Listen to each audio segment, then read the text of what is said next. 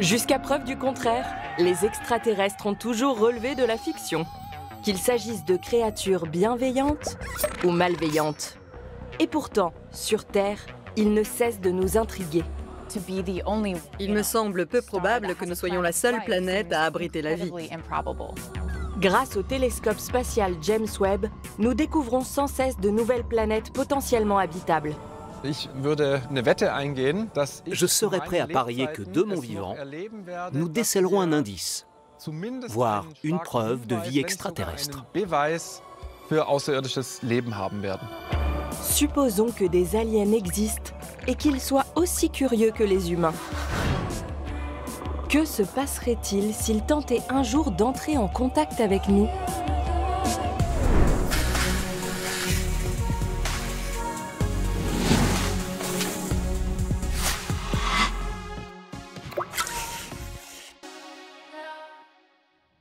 Le 15 août 1977, l'astrophysicien Jerry R. Ehman détecte grâce au radiotélescope Big Ear un signal radio inhabituel issu de la constellation du Sagittaire.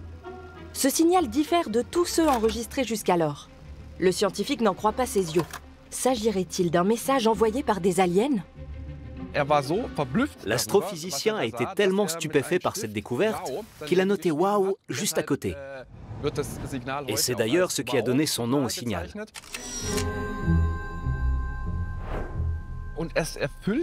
Ce signal remplissait en effet tous les critères d'un message extraterrestre.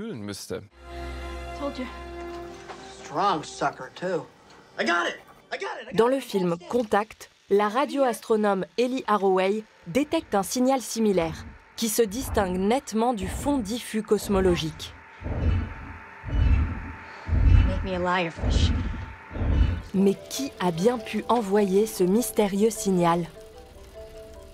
Des analyses plus récentes ont révélé qu'il pouvait s'agir d'un phénomène naturel, comme le passage d'une comète. Il est aussi tout à fait probable qu'il ait été envoyé par une autre technologie. Nous ne le saurons jamais. Et si les extraterrestres avaient tenté d'entrer en contact avec nous ? D'où vient donc ce signal? Et qui a bien pu l'envoyer? Il ne reste plus qu'à explorer la Voie lactée à la recherche d'indices. Mais comment repérer des créatures assez intelligentes pour émettre le signal WOW dans le but de communiquer avec nous? Autant chercher une aiguille dans une botte de foin galactique. La Voie lactée est immense. Son diamètre est d'au moins 100 000 années-lumière. Notre planète se trouve à peu près à mi-chemin entre le centre et la périphérie de la Voie lactée, dans une banlieue dortoir, pour ainsi dire. Notre étoile la plus proche, Proxima du Centaure, se situe à environ 4,25 années-lumière de la Terre. En d'autres termes, il nous faudrait 70 000 ans pour y accéder à l'aide des fusées actuelles. 70 000 années de vol jusqu'au prochain système solaire potentiellement habitable. Des chiffres qui dépassent l'entendement. Mieux vaut peut-être alors attendre un signal de la part des aliens. Ou comment pourrions-nous sinon entrer en contact avec eux? Si on part du principe qu'il existe des civilisations extraterrestres quelque part dans l'univers et que l'on pourrait communiquer avec elles d'une façon ou d'une autre, on peut imaginer différents scénarios. Premier scénario possible, nous recevons un signal radio extraterrestre. Pour de nombreux chercheurs, il ne s'agit d'ailleurs que d'une simple question de temps. Autre possibilité, repérer un artefact qui ne serait pas d'origine humaine. Oups, c'est cassé. Et enfin, scénario le plus lourd de conséquences, mais aussi le plus improbable, tomber nez à nez avec un vaisseau spatial extraterrestre ayant pénétré dans notre système solaire, voire ayant atterri sur notre planète. Ce scénario bouleverserait totalement notre conception de l'univers. Pour résumer, plus le contact avec des aliens serait direct, plus l'impact culturel serait important. Ce troisième scénario est celui qui aurait le plus de répercussions sur notre planète. Il correspond à ce que les futurologues appellent un événement à faible probabilité, mais à fort impact, dont les conséquences pourraient être aussi dévastatrices que celles de la chute d'un astéroïde. Mais restons-en pour l'instant au scénario le plus plausible. Celui-ci repose sur deux prérequis. Premièrement, un émetteur capable d'envoyer un tel signal et avec pour objectif d'entrer en contact avec nous. Deuxièmement, le fait que nous, humains, disposions d'un récepteur pouvant capter ce signal. Puisqu'une civilisation extraterrestre capable de recevoir un signal pourrait aussi en émettre un, les chercheurs scrutent attentivement l'espace à la recherche de tout signe de vie éventuel. C'est l'objet du projet SETI, lancé dans les années 1960, qui signifie en français « Recherche d'intelligence extraterrestre ». Mais de quels signaux parle-t-on exactement? Les ondes radio ne sont rien d'autre qu'une forme de lumière.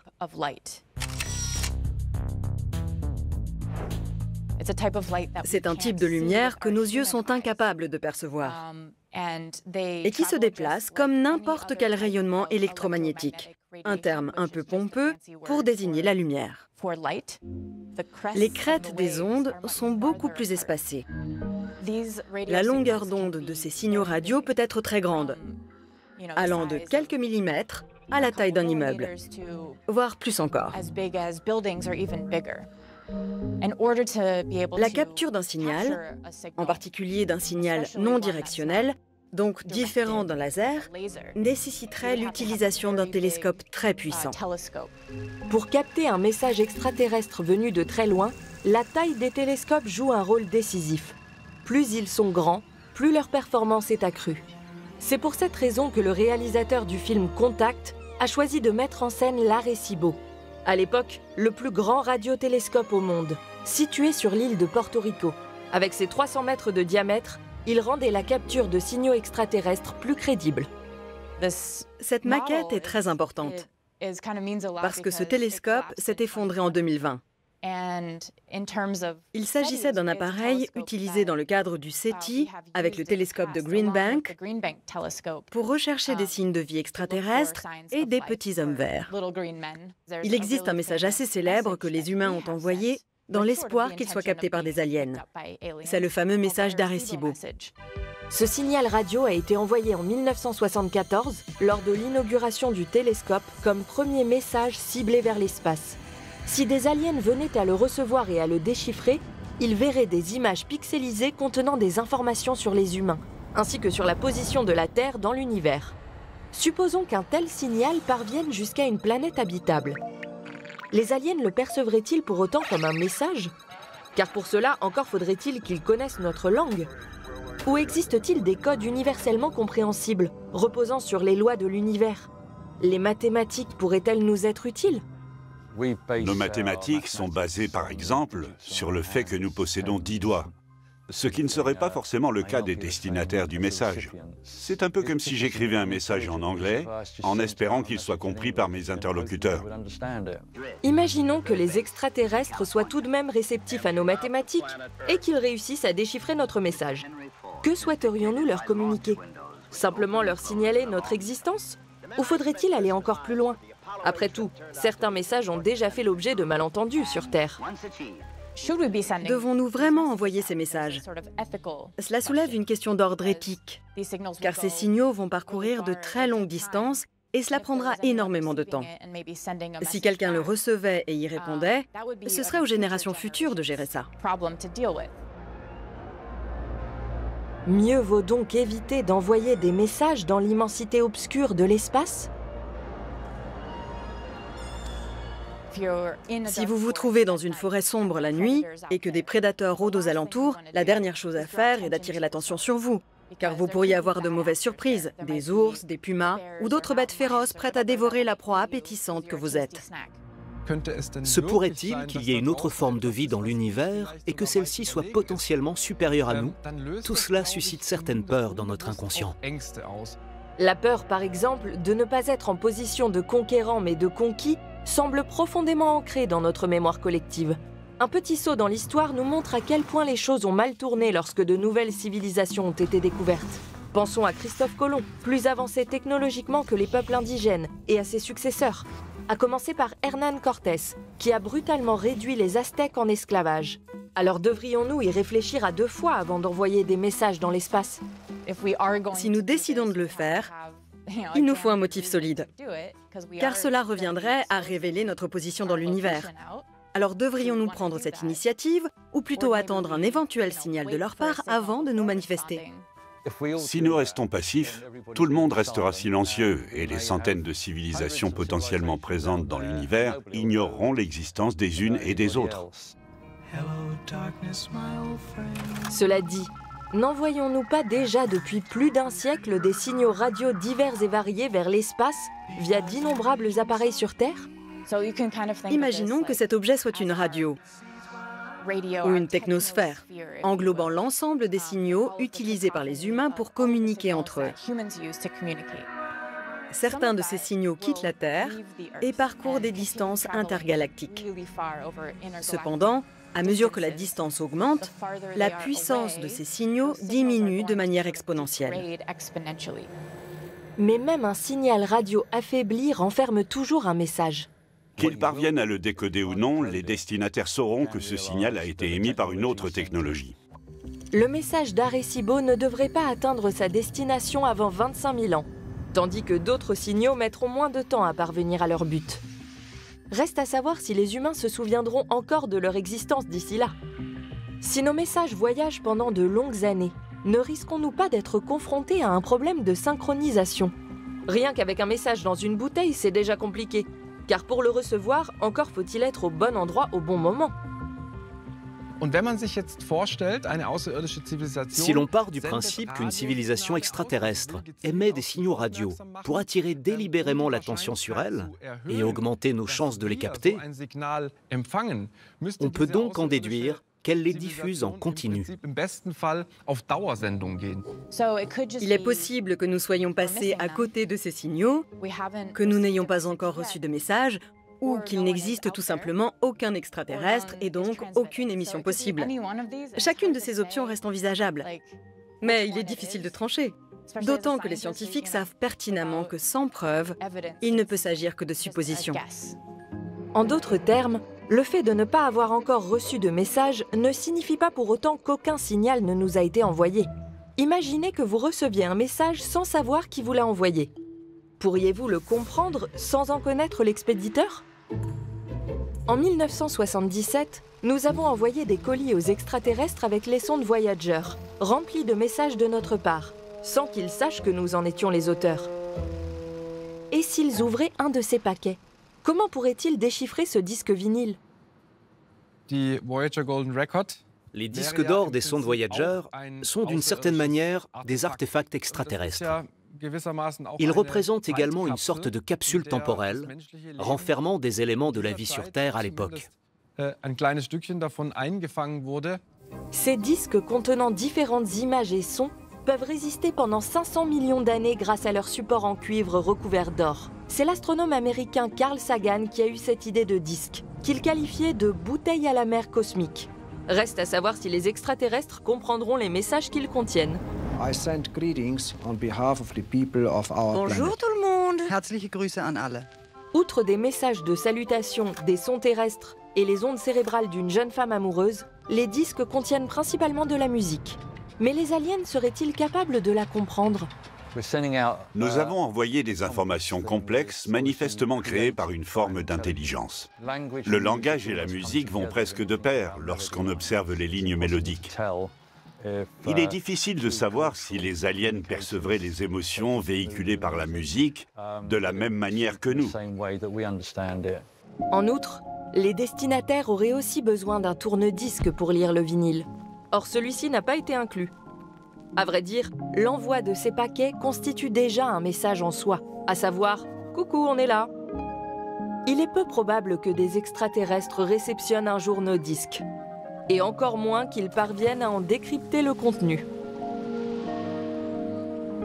Mais si l'idée du disque d'or échoue, et que la barrière linguistique avec les aliens reste insoluble, ne vaudrait-il pas mieux équiper les futures sondes d'une intelligence plus avancée ? Les sondes de la prochaine génération seront probablement capables d'agir de manière autonome, car il serait pratiquement impossible de communiquer avec la Terre à une telle distance. En d'autres termes, l'intelligence artificielle serait notre ambassadrice. Et si c'était la même chose en face? Si les extraterrestres nous envoyaient aussi une sonde équipée d'intelligence artificielle? C'est en tout cas l'idée avancée en 1973 par Carl Sagan, le cofondateur du SETI, dans son ouvrage Communication with Extraterrestrial Intelligence. Il partait du principe que des civilisations extraterrestres pouvaient exister à différents stades de développement. Il est possible que des aliens aient envoyé des sondes autonomes dans l'espace il y a bien longtemps, mais que leur civilisation n'existe plus aujourd'hui. Ce serait quand même rageant d'intercepter leur message trop tard. Supposons, à l'inverse, qu'une des sondes Voyager soit reçue par des extraterrestres dans 100 000 ans. L'espèce humaine existera-t-elle encore d'ici là? Le problème de synchronisation concerne chacun des scénarios. Mais imaginons que nous soyons en phase avec des extraterrestres et que nous nous retrouvions nez à nez avec eux. Que se passerait-il alors? Il s'agirait bien sûr du scénario le plus extrême, car la question qui se poserait alors serait « Quel est le but de leur visite ?» Boire un café? Boire un café, bien sûr. Mais que se passerait-il ensuite? Nous ne connaîtrions pas leurs intentions et nous ne comprendrions pas un traître mot de ce qu'ils nous racontent. Une chose est sûre, qu'il s'agisse d'un message envoyé dans l'espace ou d'un contact direct, il y aurait dans tous les cas un problème de communication. Comment échanger avec des créatures qui nous sont totalement étrangères? Pourrait-on, à titre d'exercice, simuler une conversation avec des extraterrestres? Avec des êtres qui, bien que venant d'un monde totalement différent du nôtre, seraient néanmoins accessibles? En août 2021, des chercheurs du projet SETI et de l'Alaska Whale Foundation ont établi un contact avec des baleines à bosse dans les eaux au large de l'Alaska. Ils ont toutefois eu la chance de pouvoir étudier leur langage au préalable, ce qui sera sûrement impossible avec des aliens. Leur objectif était toutefois similaire, communiquer avec des êtres étrangers. Pour cela, ils ont enregistré au préalable des sons fréquemment émis par des baleines dès qu'elles se rencontraient, une sorte de bonjour en langage cétacé. Après avoir diffusé ces chants à l'aide d'un haut-parleur sous-marin, ils ont été stupéfaits de constater que les baleines leur répondaient. Un tel échange pourrait-il aussi avoir lieu avec des aliens? Une conversation implique qu'une personne parle, s'arrête, puis que la suivante prenne la parole. Nos échanges sont toujours marqués par cette interaction entre différents interlocuteurs.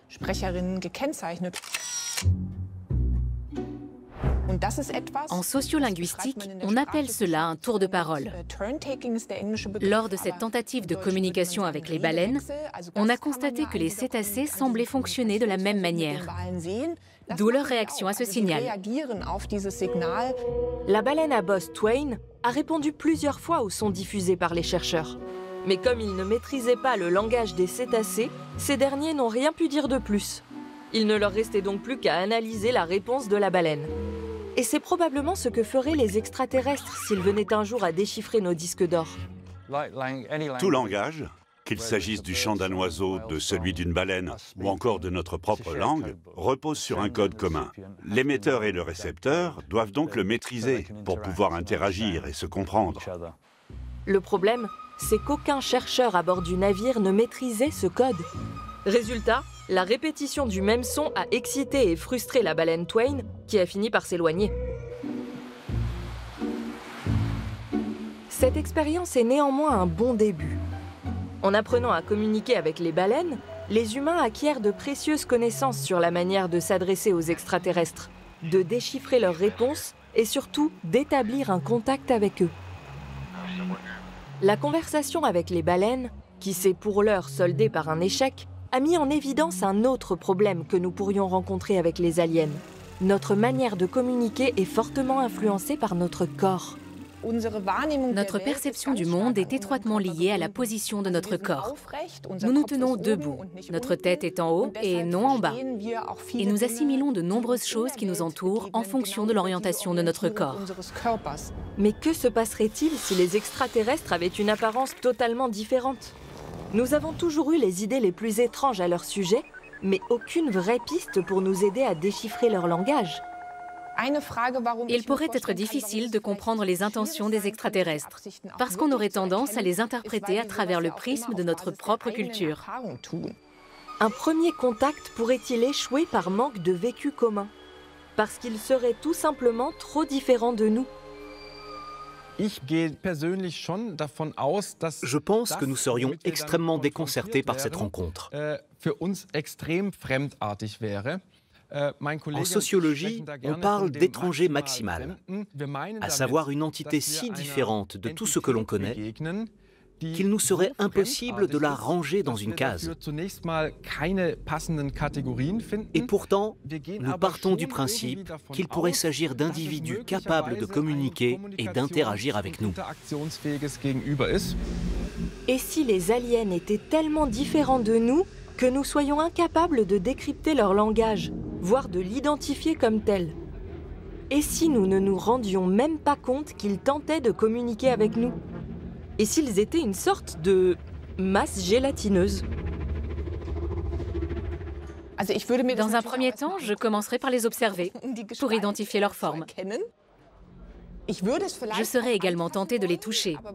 Mais avec ce genre de créatures, mieux vaut faire preuve de prudence, car on ne saurait pas si cette masse est toxique, mobile ou dure. Peut-être qu'elle se désintégrerait au moindre contact tactile. J'en ferai peut-être aussi une analyse acoustique.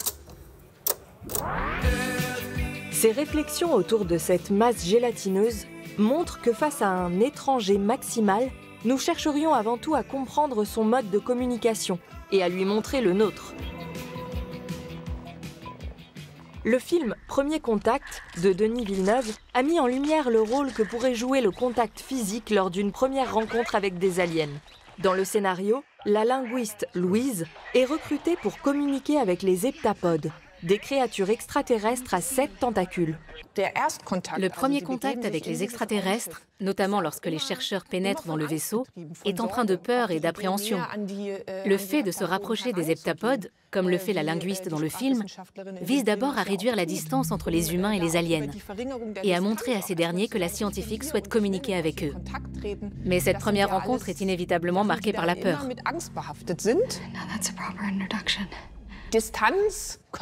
La distance physique, corporelle et temporelle est toujours un terrain propice aux malentendus.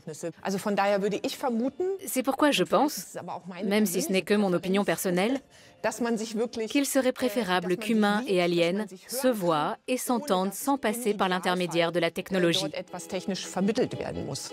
Il est vrai que lorsque nous analysons des êtres d'une espèce étrangère, nous leur attribuons des caractéristiques que nous généralisons à toute l'espèce.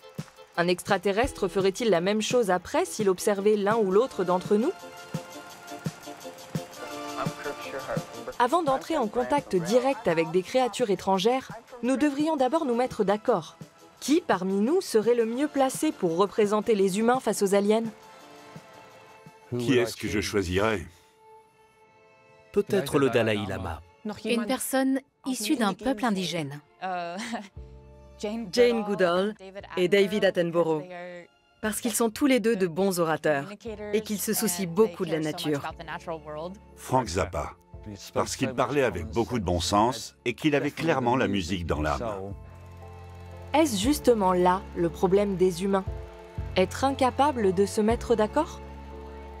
Cela signifie-t-il que nous ne devrions pas communiquer avec des aliens? Personne sur Terre ne dispose des connaissances nécessaires pour le faire seul. Dans ce genre de situation, il est probable que les Nations Unies interviennent et désignent une personne précise. Mais concrètement, comment cela se passerait-il? Existe-t-il une législation encadrant une telle situation? En droit international, par exemple? Il n'existe aucune directive, aucun protocole ou quoi que ce soit d'autre encadrant un tel cas de figure. C'est valable pour l'Allemagne, mais aussi à l'échelle mondiale. Le film Premier Contact a opté pour le scénario le plus probable en cas de rencontre avec les aliens. L'armée intervient car les extraterrestres pourraient représenter une menace pour la sécurité des humains. Dans leur ouvrage « Meeting the Alien », les sociologues Andreas Anton et Michael Schetsche estiment qu'un contact direct avec des aliens pourrait provoquer un choc mondial aux conséquences psychosociales massives. Le film Premier Contact imagine un scénario mettant en scène la réaction qu'auraient les humains en découvrant l'existence d'aliens désireux d'entrer en contact avec eux.